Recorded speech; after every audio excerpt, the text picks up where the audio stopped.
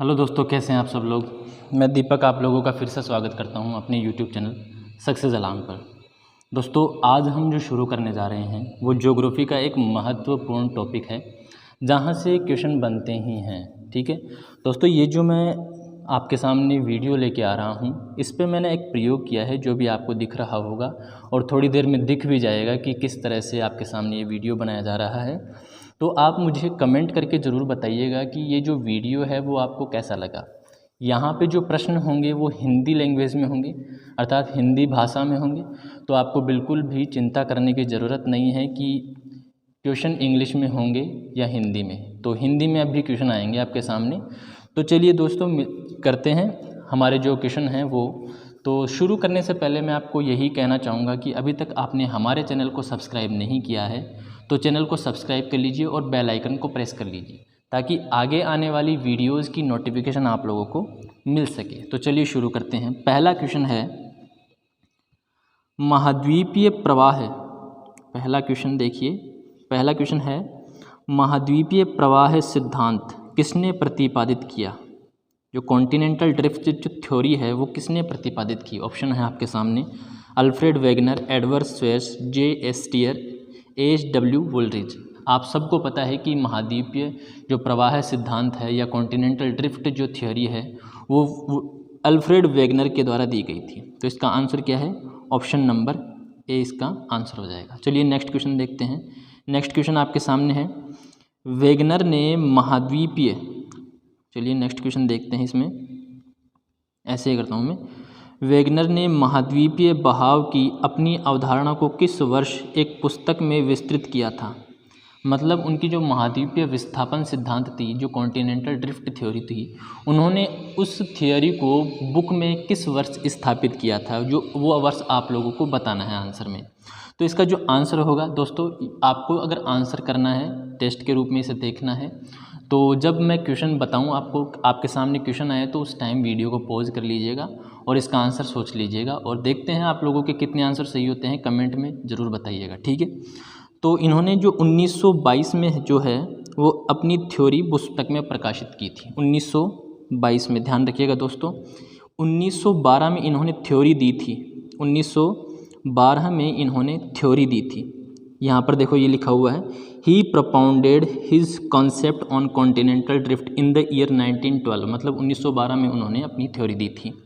But it could not come in light till 1922 when he elaborated his concept in a book entitled डाई, इनकी पुस्तक का जो नाम हो वो ध्यान रखना, डाई एंटेस्चोंग डेर कॉन्टिनेंटे एंड ओजाने।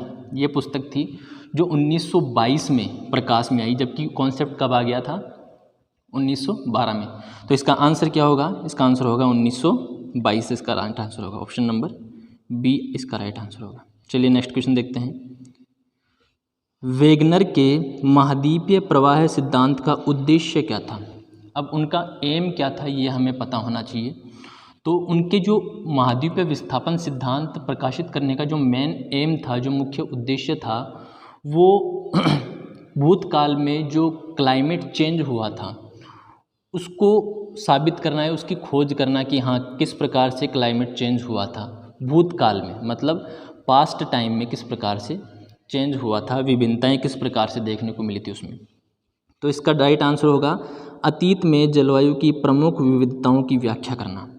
अतीत में जलवायु की प्रमुख विविधताओं की व्याख्या करना ही वेगनर के कॉन्टिनेंटल ड्रिफ्ट थ्योरी का मुख्य उद्देश्य था, ठीक है। चलिए एक्सप्लेनेशन है आपके सामने। The continental drift theory of Wegener grew out of the need of explaining the major variations of climate in the past, ठीक है। चलिए नेक्स्ट क्वेश्चन देखते हैं, क्वेश्चन नंबर 4। क्वेश्चन नंबर 4 है आप लोगों के सामने, वेगनर ने किस काल को उस समय के रूप में प्रस्तावित किया जब सभी भूभाग पेंजिया नामक एक भूभाग में एकजुट थे। इसका मतलब ये है कि अल्फ्रेड वेगनर ने वो कौन सा काल बताया था जिसमें पेंजिया नामक स्थलखंड था, ठीक है। तो वो काल था कार्बोनिफेरस। कौन सा काल था, कार्बोनिफेरस जो काल था वो था। ऑप्शन नंबर सी इसका राइट आंसर हो गया, ठीक है। देखिए इसका राइट आंसर क्वेश्चन नंबर 5 है, इसका राइट आंसर देखिए। क्वेश्चन नंबर 5 है कार्बोनिफेरस काल में कौन सा महाद्वीप वर्तमान दक्षिणी ध्रुव के पास स्थित था? कौन सा महाद्वीप जो है वो वर्तमान दक्षिण के जो दक्षिणी ध्रुव है वर्तमान का जो अंटार्कटिका में है उसके पास स्थित था? आपको पता होना चाहिए कि जो अफ्रीका में प्रेजेंट टाइम में जो डरबन जो क्षेत्र है वहाँ पर उस टाइम पर कार्बोनिफरस काल में वहाँ पर ध्रुव हुआ करता था, वो भी दक्षिणी ध्रुव साउथ पोल वहाँ पर हुआ करता था। तो इसका राइट आंसर क्या होगा? अफ्रीका हुआ। ठीक है, इसका राइट आंसर क्या हुआ? अफ्रीका। ये देखिए इसमें दिया हुआ है South Pole was located near present Durban near Natal in southern Africa. मतलब साउथ अफ्रीका के नेटाल के पास जो डरबन क्षेत्र है वहाँ पर जो साउथ पोल है वो हुआ करता था। कौन से काल में? कार्बोनिफरस काल में। ठीक है, इसीलिए कॉन्टिनेंटल ड्रिफ्ट जो है वो कार्बोनिफरस का पीरियड से शुरू हुई थी। वेगनर का छठा है, वेगनर के अनुसार महाद्वीपीय खंडों के विषुवतीय संचलन का क्या कारण था? दो कारण बताए थे उन्होंने। एक तो गुरुत्वाकर्षण अंतर्बल जिसे हम फोर्स ऑफ बायोन से कह सकते हैं। ठीक है, इसके अलावा जो दूसरा बल था वो था ज्वारीय बल, चंद्रमा और सूर्य का। ध्यान रखना, टेलर ने जो है केवल चंद्रमा का ज्वारीय शक्ति बताया था और सूर्य और चंद्रमा का संयुक्त रूप से ज्वारीय बल किसने बताया है? वेगनर ने बताया। तो इसका राइट आंसर क्या होगा? गुरुत्वाकर्षण अंतर्बल। इसका राइट आंसर क्या होगा? गुरुत्वाकर्षण अंतर्बल। क्योंकि ध्रुवों से भूमध्य रेखा की ओर यानी कि विषुवत रेखा की ओर जो बहाव था वो गुरुत्वाकर्षण बल या फिर मैं कह सकता हूँ फोर्स ऑफ बायोन्सी के कारण स्थापित हुआ था। और जो वेस्टवर्ड मतलब पश्चिम की ओर जो महाद्वीप मूव किए थे उनका जो फोर्स था वो था ज्वारीय शक्ति, टाइडल फोर्स। ठीक है, तो इसका राइट आंसर क्या हो गया? ऑप्शन नंबर ए। देखिए यहाँ पर दिया हुआ है the equator word movement of sialic blocks जिन्हें हम कॉन्टिनेंटल ब्लॉक्स कहते हैं was caused by gravitational differential force and force of buoyancy. ठीक है, क्वेश्चन नंबर नेक्स्ट देखते हैं, क्वेश्चन नंबर 7। क्वेश्चन नंबर 7 है महाद्वीपों के पश्चिम की ओर गति के लिए कौन सा बल उत्तरदायी था? जैसा कि अभी मैंने बताया था कि विषुवत रेखा की ओर जो विस्थापित होने वाले महाद्वीपीय बल थे वो था फोर्स ऑफ बायोन्सी और जो पश्चिम की ओर विस्थापित होने वाला जो बल था वो था ज्वारीय बल। ठीक है, चलिए इसका राइट आंसर हो गया सूर्य और चंद्रमा की ज्वारीय शक्ति। ध्यान में रखिएगा, इसका राइट आंसर हो जाएगा। नेक्स्ट लिखिए, नेक्स्ट क्वेश्चन है यहाँ पर देखिए, ये रहा नेक्स्ट क्वेश्चन।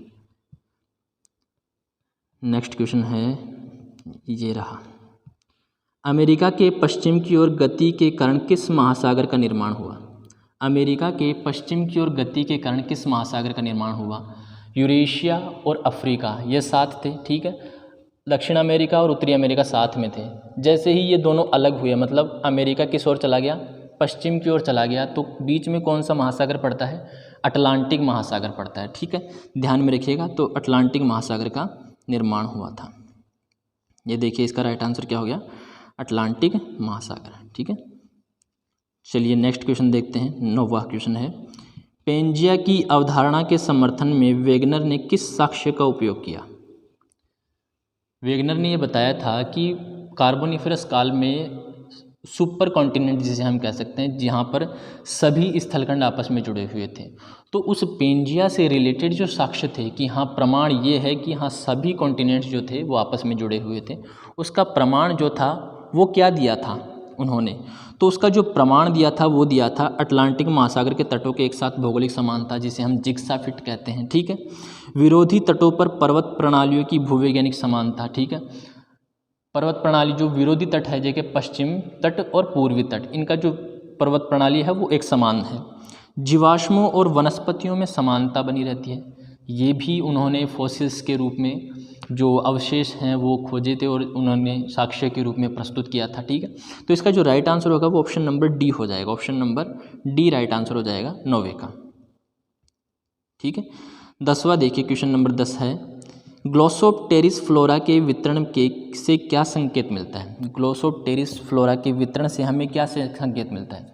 ग्लोसोप्टेरिस जो फ्लोरा है वो एक जीवाश्म है और इसके वितरण से हमें ये संकेत मिलता है कि हाँ प्राचीन समय में जो संपूर्ण भूखंड है वो एक महाद्वीप के अंदर था और उस महाद्वीप का नाम पेंजिया था। ठीक है, तो कार्बोनिफरस अवधि के दौरान पेंजिया का अस्तित्व इससे पता चलता है। क्या पता चलता है?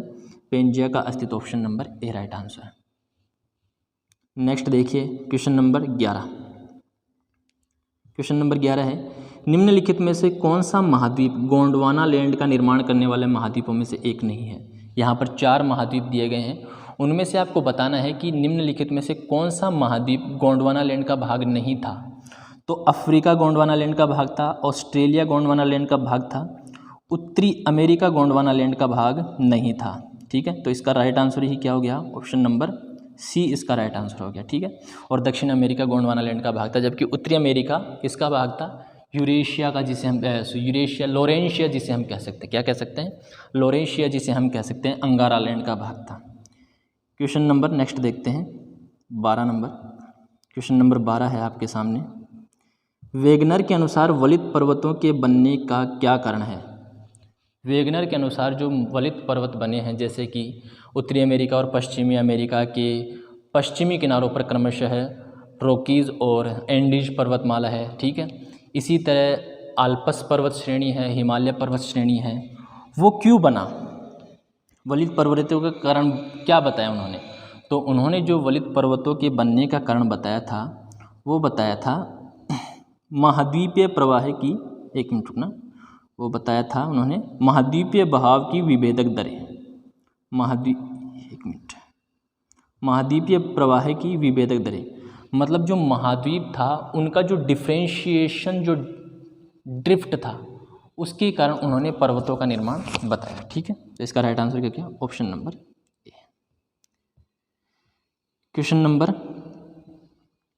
ये देखिए यहाँ पर डिस्क्रिप्शन दिया हुआ है इसमें, the frontal edges of westward drifting continental blocks of North and South America were crumpled and folded against the resistance of the rock of the sea floor sima and thus the western cordillera of 2 Americas, Rockies और Andes and other mountain chains associated with them were formed। ठीक है, 13वां number का question है, Wegener के अनुसार किस काल में बड़े पैमाने पर हिमनदीकरण हुआ था। तो वेगनर ने जो हिमनदीकरण बताया हुआ था, ग्लेशिएशन जो बताया था, वो बड़े पैमाने पर कार्बोनिफेरस काल में बताया था। कौन से काल में बताया था, कार्बोनिफेरस काल में बताया। तो ऑप्शन नंबर सी इसका राइट आंसर हो गया। नेक्स्ट देखिए क्वेश्चन नंबर 14 देखिए, क्वेश्चन नंबर 14 है, वेगनर के सिद्धांत ने अटलांटिक के विपरीत किनारों पर रोक अनुक्रमों की समानता की व्याख्या कैसे की। अटलांटिक के विपरीत किनारों पर रोक अनुक्रमों की समानता की व्याख्या किस प्रकार की, समुद्र तल के प्रसार की अवधारणा के माध्यम से, सबडक्शन की प्रक्रिया के माध्यम से, महाद्वीपों के संचालन के माध्यम से, ज्वालामुखी गतिविधि के माध्यम से। तो ऑप्शन नंबर सी देखिए, महाद्वीपों की संचालन के माध्यम से। यही तो उन्होंने कॉन्सेप्ट दिया था कि ये जो पर्वत हैं वो क्यों समान है। तो क्या उनसे कौन सा कॉन्सेप्ट दिया था उन्होंने, कॉन्टिनेंटल ड्रिफ्ट थ्योरी दी थी। तो इसका राइट आंसर क्या हो गया, option number C right answer हो गया।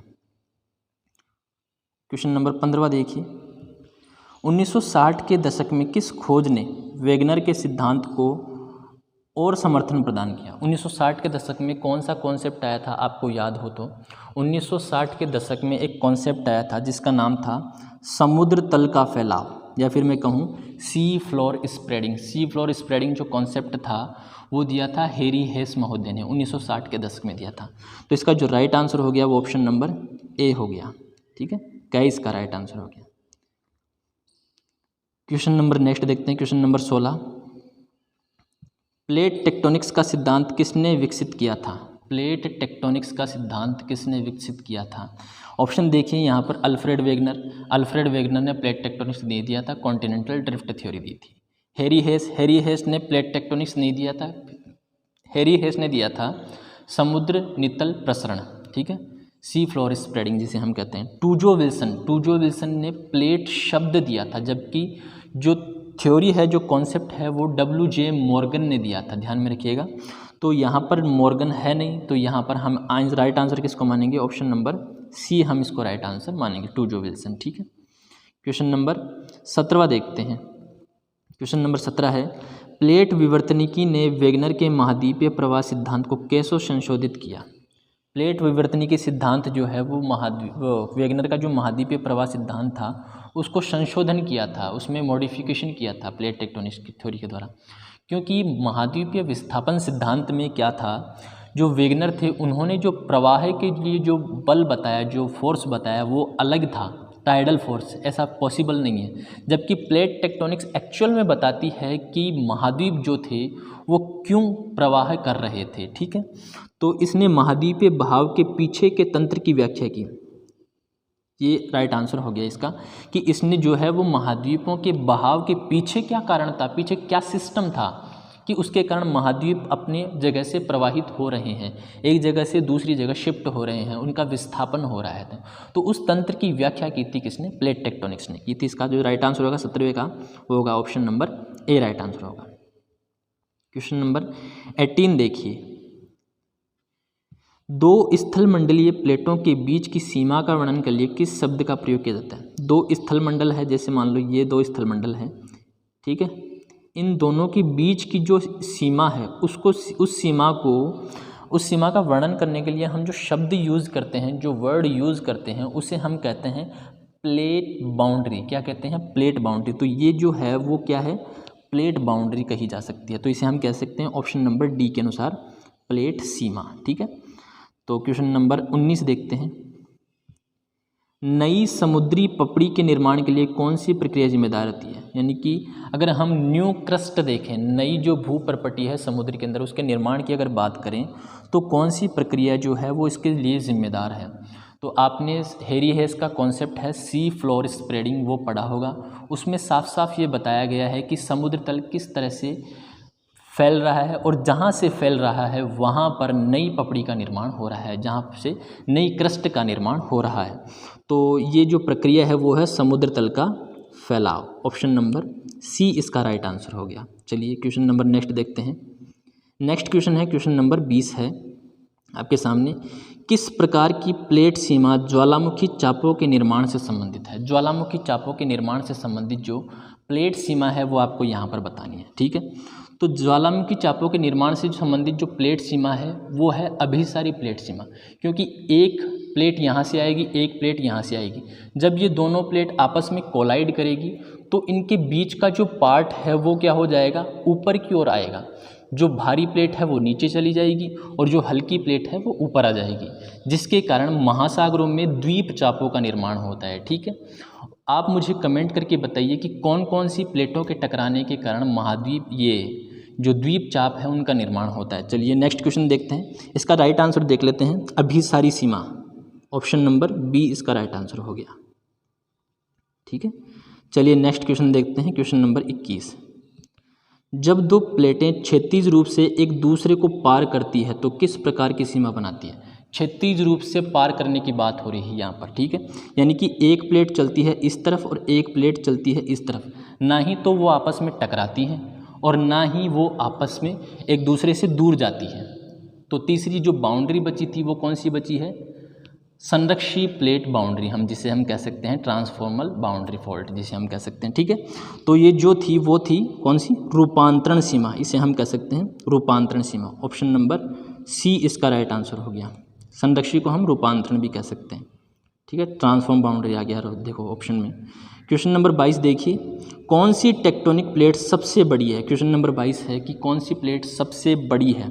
तो आप लोगों को जब प्लेट टेक्टोनिक्स थ्योरी आपने पढ़ी थी तो वहाँ पर दिया गया था कि प्रशांत जो प्लेट है वो सबसे बड़ी टेक्टोनिक प्लेट की गिनती में आती है वर्तमान में। तो इसका जो राइट आंसर होगा वो ऑप्शन नंबर ए हो जाएगा इसका राइट आंसर।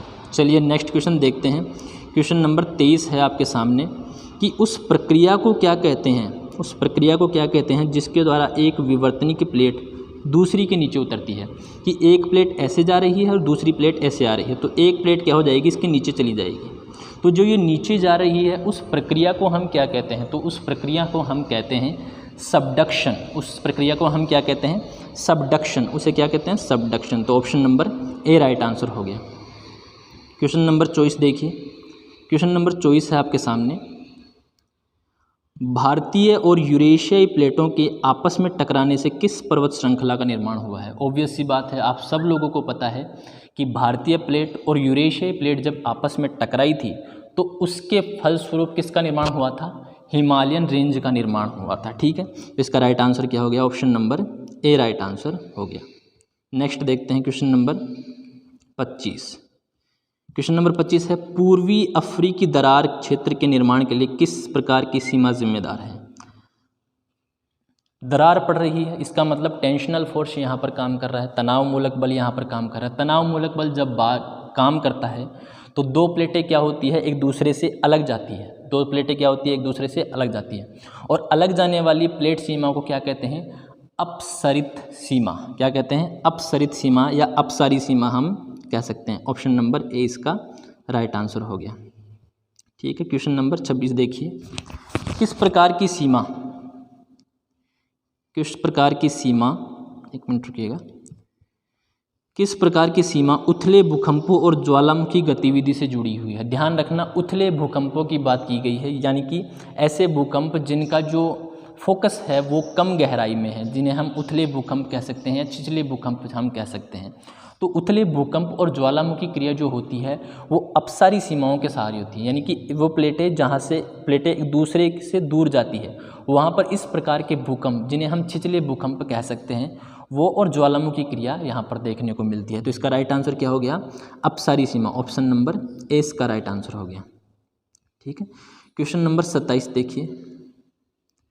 सीमा उथले, अभिसारी सीमा नहीं हो गया, यहाँ पर क्या होगा, अपसारी सीमा होगा। ध्यान में रखिएगा, यहाँ पर जो राइट आंसर होगा वो अपसारी सीमा होगा। ठीक है, क्योंकि जो भूकंप है वो उथले हैं, यानी कि छिछले भूकंप है, गहराई में नहीं है। गहराई में भूकंप कब आते हैं, दो प्लेटें आपस में टकराती है। जैसे कि मैं दिसंबर 2004 की बात करूं तो म्यांमार जो बर्मा प्लेट है वहाँ पर एक अभिसरण हुआ था, जिसके कारण बहुत भयानक भूकंप आया था और उसकी वजह से 26 दिसंबर 2004 को सुनामी वेव्स हमें देखने को मिली थी। ठीक है, तो इसका राइट आंसर क्या होगा, इसे सही कर लीजिएगा, ये सही नहीं है यहाँ पर। ठीक है, चलिए क्वेश्चन नंबर नेक्स्ट देखते हैं। क्वेश्चन नंबर 27 है, पृथ्वी की पपड़ी में, यानी कि मैं अगर कहूँ कि पृथ्वी की क्रस्ट में दरार या क्रेक के लिए क्या शब्द है जिसके साथ उसकी गति होती है, कि ऐसा कौन सा जोन है जिसके साथ कोई क्रस्ट मूव करता है, जो दरार पड़ती है, एक इधर जाता है और एक इधर जाता है, तो वो कौन सी चीज़ है, कौन सा क्रेक है वहाँ जहाँ से ये मूव करता है। ठीक है, तो उसे हम कहते हैं फॉल्ट, क्या कहते हैं, भ्रंश जिसे हम कह सकते हैं। राइट आंसर होगा इसका ए। ठीक है, भ्रंश के सहारे ही एक दूसरे से दूर जाती है वो। ठीक है, चलिए नेक्स्ट देखते हैं क्वेश्चन नंबर 28। क्वेश्चन नंबर 28 है, पेंजिया से पहले मौजूद सुपर कॉन्टिनेंट का नाम क्या था। तो पेंजिया से पहले जो सुपर कॉन्टिनेंट मौजूद था उसका नाम था रोडेनिया, उसे हम क्या कहते हैं, रोडेनिया हम कह सकते हैं। ऑप्शन नंबर ए इसका राइट आंसर हो गया। यहाँ पर जो बी ऑप्शन दे रखा है लोरेंशिया और सी ऑप्शन दे रखा है गोंडवाना, ये पेंजिया के जब टुकड़े हुए थे तो उसके बाद ये दोनों हम कह सकते हैं महाद्वीपों का निर्माण हुआ था। ठीक है, चलिए नेक्स्ट क्वेश्चन देखते हैं। वेगनर से भी पहले किस वैज्ञानिक ने महाद्वीपीय प्रवाह की अवधारणा को सबसे पहले की बात हो रही यहाँ पर तो प्रस्तावित किया था। तो सबसे पहले जो प्रस्तावित किया था वो अब्राहम ऑर्टेलियस ने किया था। ध्यान में रखना, 15वीं सदी के अंदर, या फिर मैं कहूँ 16वीं सदी के अंदर, 1500 और कोई ईस्वी के अंदर इन्होंने ये कॉन्सेप्ट, या फिर मैं कह सकता हूँ जो आइडिया है वो प्रोपाउंड कर दिया था। उस टाइम में कल्पनात्मक रूप में, कोई एविडेंस नहीं दिया था। उसके बाद में जो आया था प्रवाह है वो दिया था एंटोनियो स्लाइडर पेलेग्रिनी ने, और उसके बाद में अल्फ्रेड वेगनर ने। तो सबसे पहले की यहाँ पर जो बात हो रही है वो बात हो रही है महाद्वीपीय प्रवाह की, वो अब्राहम ऑर्टेलियस। ऑप्शन नंबर ए आपका राइट आंसर हो गया। ठीक है, चलिए क्वेश्चन नंबर 30 देखते हैं कि वेगनर ने उन क्षेत्रों में हिमनदी निक्षेपों के अस्तित्व की व्याख्या कैसे की जो अब भूमध्य रेखा के पास हैं। कि हाँ, ये भाई ये सोचने लायक बात है कि वर्तमान में जो क्षेत्र भूमध्य रेखा के पास है वहाँ पर भी ग्लेशिएशन, या फिर मैं कह सकता हूँ हिमानीकरण के जो हमें साक्ष्य हैं वो मिलते हैं। वो कैसे उन्होंने प्रूव किया, तो उन्होंने ये व्याख्या इसी तरह की कि जो कार्बोनिफेरस काल में जो है वो भूमध्य रेखा नॉर्वे से गुजरती थी, और वर्तमान में जो साउथ पोल है जहाँ पर फ्रीजिड एरिया है वो एरिया डरबन जो वर्तमान में अफ्रीका के नेटाल क्षेत्र में है वहाँ पर, तो उसके आधार पर वो आइडिया लगा सकते हैं कि उसके आसपास जो सभी जो थे वो आपस में, जैसे अफ्रीकन कॉन्टिनेंट सब कॉन्टिनेंट हो गया, या फिर मैं कहूँ ऑस्ट्रेलियन कॉन्टिनेंट जो हो गया, वो आपस में उसी जगह पर एक साथ जुड़े हुए थे। तो कार्बोनिफेरस काल में वहीं पर ग्लेशिएशन हुआ था। तो उन्होंने कहा कि वर्तमान में जो क्षेत्र भूमध्य रेखा के पास है वहाँ पर ग्लेशिएशन हुआ था। ठीक है। तो उन्होंने कहा था प्राचीन हिमखंडों की उपस्थिति का सुझाव देकर, इसका जो राइट आंसर है वो है हाँ, प्राचीन हिमखंडों की उपस्थिति का सुझाव देकर, ये इसका राइट आंसर हो गया। ठीक है, ऑप्शन नंबर ए इसका राइट आंसर हो गया। क्वेश्चन नंबर 31 देखिए, 31 है प्लेट विवर्तनी के सिद्धांत के अनुसार विवर्तनी की प्लेटों की गति किस कारण से हुई। यानी कि कॉन्टिनेंटल ड्रिफ्ट थ्योरी के कारण जो प्लेटों की गति है वो तो आपको पता है कि ज्वारीय फोर्स के कारण, जो हम कह सकते हैं टाइडल फोर्स के कारण पश्चिम की ओर मूव किए थे, या फिर जो उत्तर से दक्षिण की ओर, या फिर मैं कहूँ उत्तर से और दक्षिण ध्रुव से भूमध्य रेखा की ओर जो गति हुई थी वो गुरुत्वाकर्षण अंतर या फोर्स ऑफ बायोंसी के कारण हुई थी। लेकिन अगर हम प्लेट टेक्टोनिक थियरी की बात करें तो उसके अनुसार जो प्लेटों का मूवमेंट हुआ था वो किस कारण हुआ था, तो आपको पता होना चाहिए कि मेंटल में संवहनीय धाराएं चलती हैं जिन्हें हम बोलते हैं मेंटल प्ल्यूम, जिसे हम क्या बोलते हैं, मेंटल प्ल्यूम बोलते हैं। जब ये मेंटल प्ल्यूम चलती है तो प्लेटें क्या करती है, मूवमेंट करती है। ठीक है, तो इसका जो राइट आंसर होगा वो ऑप्शन नंबर ए राइट आंसर होगा। ठीक है, चलिए क्वेश्चन नंबर ए का राइट आंसर हो गया, क्वेश्चन का 31 का राइट आंसर ए हो गया, मेंटल प्ल्यूम। ठीक है, 32 का राइट आंसर देखते हैं, वर्तमान में समुद्र तल के फैलाव के कारण कौन सा महासागर फैल रहा है। ये मोस्ट इंपॉर्टेंट क्वेश्चन है, क्योंकि कई लोग क्या कहते हैं कि वर्तमान में प्रशांत महासागर का फैलाव हो रहा है, लेकिन एक्चुअल में अगर हम बात करें तो अटलांटिक महासागर के बीच के अंदर जो एस शेप की रिज जो हम कटक देखते हैं वो धीरे धीरे क्या हो रही है, बाहर की ओर आ रही है, अर्थात उसमें से धीरे धीरे भूकंप और ज्वालामुखी की क्रियाएं हो रही है और वहाँ से प्लेट जो है वो एक दूसरे से दूर जा रही है। और जब एक दूसरे से प्लेटें दूर जाती है तो उस क्षेत्र का में क्या होता है, फैलाव होता है। इसका मतलब जो अटलांटिक महासागर है वो धीरे धीरे क्या हो रहा है, चौड़ा हो रहा है। तो प्रशांत महासागर श्रिंक हो रहा है क्योंकि इसके दोनों बाउंड्रियों पर, प्रशांत महासागर की दोनों बाउंड्रियों पर क्या है, सबडक्शन जोन है जहाँ पर प्लेटें एक दूसरे के नीचे जा रही है। ठीक है, तो फैलाव कौन से महासागर का हो रहा है, अटलांटिक महासागर का हो रहा है। ध्यान रखिएगा, ऑप्शन नंबर इसका ए राइट आंसर हो गया।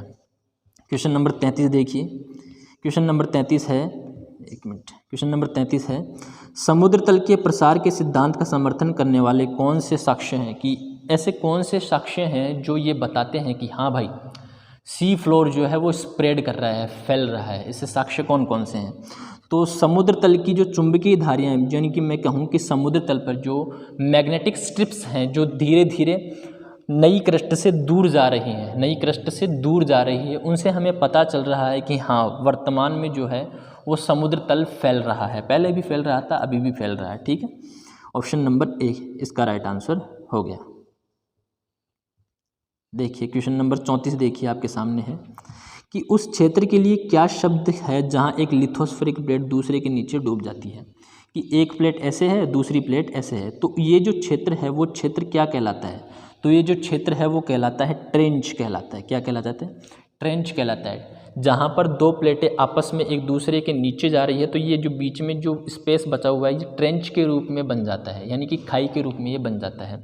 ठीक है, तो इसका राइट आंसर क्या हो गया, ऑप्शन नंबर ए राइट आंसर हो गया। क्वेश्चन नंबर 35 देखिए, मध्य अटलांटिक रिज के निर्माण के लिए किस प्रकार की सीमा जिम्मेदार है। अभी मैंने बताया कि मध्य जो अटलांटिक कटक है वो प्लेटों के दूर जाने के कारण बन रही है। जब प्लेटें दूर जा रही है तो बीच में से क्या हो रहा है, मेंटल या फिर मैं कहूँ एस्थेनोस्फेयर से जो लावा है वो बाहर निकल रहा है और धीरे धीरे उनमें वहाँ पर छिछले भूकंप आ रहे हैं। ठीक है, तो ध्यान में रखिएगा कौन सी सीमा जिम्मेदार है, अपसारी सीमा, यानी कि प्लेटें जब दूर जाती है तो उस सीमा को हम अपसारी कहते हैं। ठीक है, तो यहाँ पर सीमा कौन सी जिम्मेदार है, अपसारी सीमा। नेक्स्ट देखिए क्वेश्चन नंबर 36, क्वेश्चन नंबर 36 है, अटलांटिक महासागर में समुद्र तल के फैलने की औसत दर कितनी है। समुद्र तल के फैलने की दर अलग अलग किताबों में अलग अलग दी हुई है। अगर हम औसतन हम बात करें तो 2 centimetre per year, 2 centimetre per year की अगर हम बात करें तो वो औसत दर कही जाती है। अलग अलग बुक्स में अलग दे रखा है, जैसे 20 से 30 भी दे रखा है, कहीं पर मैं कहूँ तो 10 से 15 भी दे रखा है। तो मानी कौन सी जाती है, 2 मानी जाती है। ठीक है, चलिए इसका राइट आंसर देखते हैं। इसका राइट आंसर है ऑप्शन नंबर ए, प्रतिवर्ष 2 सेंटीमीटर ये मूव कर रही है। ठीक है, नेक्स्ट नंबर 37 क्वेश्चन आंसर देखिए, क्वेश्चन का आंसर देखिए कि पृथ्वी की पपड़ी जिसे हम कहते हैं क्रस्ट, ठीक है, क्रस्ट की यहाँ पर बात हो रही है, में एक फ्रैक्चर के लिए क्या शब्द है जिसके साथ कोई गति नहीं होती। जिसके साथ गति होती है उस फ्रैक्चर को हम कहते हैं फॉल्ट, और जिसके साथ कोई गति नहीं होती उसे हम कहते हैं, वो फ्रैक्चर हो जाता है, केवल एक फ्रैक्चर हो जाता है, वो उसे हम कहते हैं जॉइंट। उसे हम क्या कहते हैं? जॉइंट कहते हैं। तो 37 का राइट आंसर क्या होगा? ए।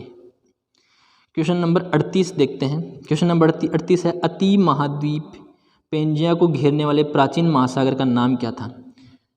तो आप सबको पता है कि प्राचीन समय में एक तो महाद्वीप था जिसे हम सुपर कॉन्टिनेंट कहते हैं, जिसका नाम पेंजिया था, और एक उसको चारों ओर से घेरे हुए जो जलीय भाग था उसे हम पेंथालासा कहते हैं।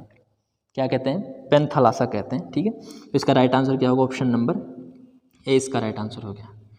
क्वेश्चन नंबर 39 देखिए। क्वेश्चन नंबर 39 है, प्लेट विवर्तनिकी के पीछे प्रेरक शक्ति क्या है? प्लेट विवर्तनिकी के पीछे प्रेरक शक्ति क्या है? यानी कि जब प्लेट विवर्तनिकी हो रही है तो वो क्यों हो रही है, कौन सा कारण है, कौन सा फोर्स है, कौन सी पावर है जो उससे प्लेट विवर्तनिकी जो प्रोसेस है वो करवा रही है? वो है मेंटल में संवहनीय धाराएं। मेंटल में संवहनीय धाराएं जब चलती है तो प्लेट विवर्तनिकी होता है। जैसा कि अभी मैंने बताया था कि मेंटल में जो संवहनीय धाराएं चलती हैं उन्हें हम कहते हैं मेंटल प्ल्यूम। क्या कहते हैं? मेंटल प्ल्यूम कहते हैं। ठीक है, तो इसका राइट आंसर होगा option number C. Question number 40 देखिए। क्वेश्चन नंबर 40 है, पृथ्वी के लिथोस्फेरिक प्लेट के वितरण और गति के अध्ययन को क्या कहते हैं? लिथोस्फेरिक प्लेट जो ऊपरी क्रस्ट है उसका जो वितरण है और उसमें जो गति होती है उसे हम क्या कहते हैं? उसके अध्ययन को हम कहते हैं प्लेट टेक्टोनिक्स। इसका right answer option number B होगा। ठीक है, देखिए इसका राइट आंसर बी हो गया। क्वेश्चन नंबर 41 देखिए। क्वेश्चन नंबर 41 है, निम्नलिखित में से कौन सी प्रमुख विवर्तनिकी प्लेट नहीं है? दो तरह की प्लेटें बताई गई है, एक तो प्रमुख प्लेट जिसे हम कहते हैं मेजर प्लेट, और दूसरी जो प्लेटें बताई गई है उन्हें कहा जाता है गौण प्लेटें या फिर माइनर प्लेट। तो इसमें ऑप्शन देखिए कि कौन कौन सी तो बड़ी प्लेटें हैं और कौन कौन सी माइनर प्लेटें हैं। तो अमेरिकन प्लेट बड़ी प्लेट है, अफ्रीकन प्लेट बड़ी प्लेट है, यूरोपियन प्लेट बड़ी प्लेट है। इसके अलावा जो ऑप्शन नंबर सी देख रहे हैं आप, कैरेबियन प्लेट, जो मध्य अमेरिका के पूर्व में स्थित है, वो एक माइनर प्लेट है। ठीक है, तो ध्यान में रखिएगा, इसका right answer option number C हो गया। क्वेश्चन नंबर 42 देखिए, उस क्षेत्र के लिए क्या शब्द है जहां प्लेटें दूर जा रही है? कि उस क्षेत्र के लिए हम क्या शब्द यूज़ करेंगे जहां से प्लेटें एक दूसरे से दूर जा रही है? तो जैसा कि हमने पहले भी बताया है, इस क्षेत्र को हम कह सकते हैं अपसारी सीमा। क्या कह सकते हैं? अपसारी सीमा, या इसे हम कह सकते हैं डाइवर्जेंट जोन। क्या कह सकते हैं? डाइवर्जेंट जोन, क्योंकि ये एक स्थान से दूसरे स्थान पर डाइवर्ट हो रही है। डाइवर्जेंट जो जोन है उसका मतलब होता है कि यहाँ से प्लेटें एक दूसरे की दूर जा रही है, एक दूसरे से दूर जा रही है। ठीक है, एक तो होता है कन्वर्जेंट जोन, यहाँ पर जहाँ पर एक दूसरे से प्लेटें कन्वर्ज होती है, और एक होता है डाइवर्जेंट, डाइवर्ट हो जाती है वहाँ से। ठीक है, तो इस जोन को हम कहते हैं डाइवर्जेंट जोन कहते हैं। ठीक है, 42 का option number C right answer हो गया। 43 का देखते हैं। 43 का है कि समुद्र तल पर एक लंबे संकीर्ण अवसाद के लिए क्या शब्द है जो एक सबडक्शन क्षेत्र को चिन्हित करता है? तो उसे हम कहते हैं खाई। खाई कहते हैं जो लंबा और संकीर्ण होता है। लंबा नहीं होता और संकीर्ण नहीं होता लेकिन गहरा होता है तो उसे हम कहते हैं गर्त। लेकिन ये क्या है? खाई है, जिसे हम कहते हैं ट्रेंच कहते हैं। ठीक है, जो सबडक्शन क्षेत्र को चिन्हित करता है वहाँ पर। क्वेश्चन नंबर 44 देखते हैं। 44 है कि अभिसरण प्लेट सीमाओं पर पर्वत श्रृंखलाओं के निर्माण के लिए कौन सी प्रक्रिया जिम्मेदार है? अभिसरण प्लेटें होती हैं, एक दूसरे की तरफ बढ़ती है, तो वहाँ पर पर्वत निर्माण कौन सी क्रिया के द्वारा होता है? तो वहाँ पर जो पर्वत निर्माण है वो वलन क्रिया द्वारा होता है। वहाँ पर जो अवसाद होता है जो भूसन्नति उनके बीच में रहती है उसमें उठाव होता है, वहाँ के जो किनारे हैं वो जब वो मुड़ते हैं तो उस प्रोसेस को कहते हैं वलन, फोल्ड जिसे हम कहते हैं, फोल्डिंग जिसे हम कह सकते हैं। ठीक है, इसका राइट आंसर होगा ऑप्शन ए।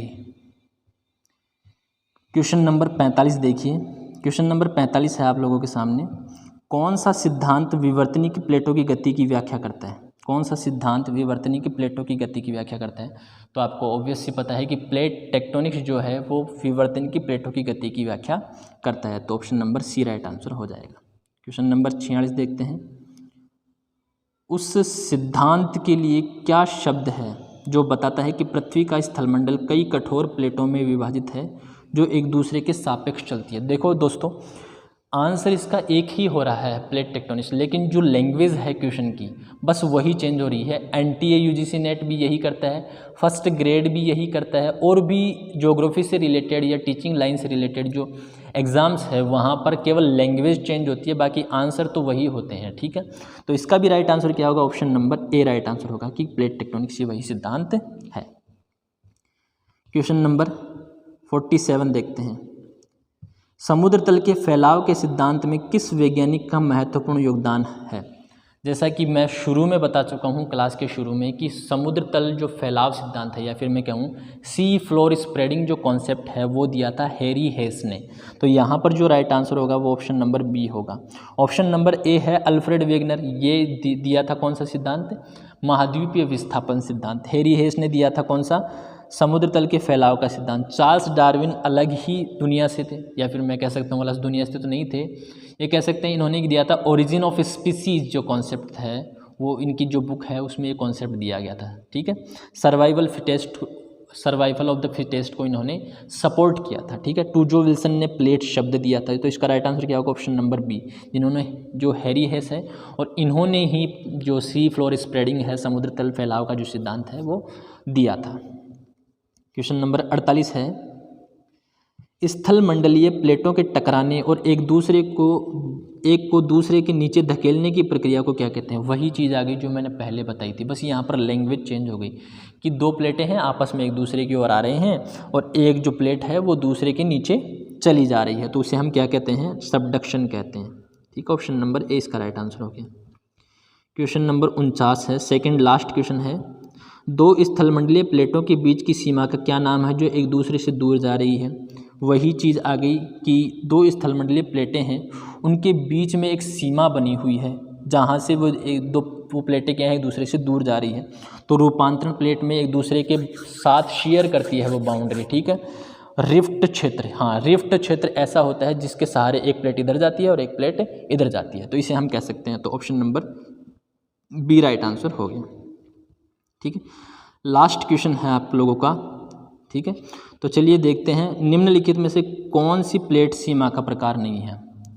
ठीक है, तो अपसारी सीमा एक प्लेट सीमा का प्रकार है, अभिसरण सीमा एक प्लेट सीमा का, रूपांतरण सीमा एक प्लेट सीमा का प्रकार है, जबकि अपर्दन सीमा ऐसी कोई प्लेट सीमा नहीं होती। तो दोस्तों ये थे आपके 50 प्रश्न जो मोस्ट इम्पोर्टेंट MCQs की गिनती में आते हैं। इसके अलावा कॉन्सेप्चुअल बेस्ड क्वेश्चन मैंने नहीं करवाए। ठीक है, कॉन्सेप्चुअल बेस्ड जो क्वेश्चन है वो हम बाद में करेंगे, जिस टाइम पर एग्ज़ाम पास में आएगी, अगली जो एग्ज़ाम दिसंबर वाली है वो पास में आएगी, तो वहाँ पर हम कॉन्सेप्चुअल बेस्ड क्वेश्चन करेंगे। अभी मैं बना रहा हूँ कॉन्सेप्चुअल बेस्ड क्वेश्चन।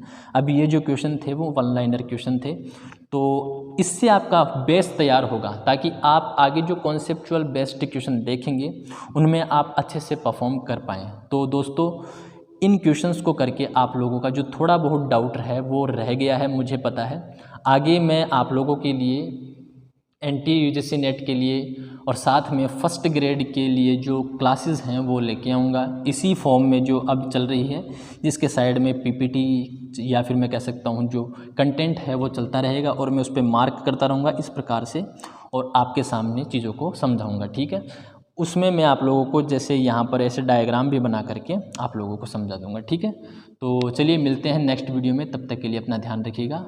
जय हिंद, जय भारत।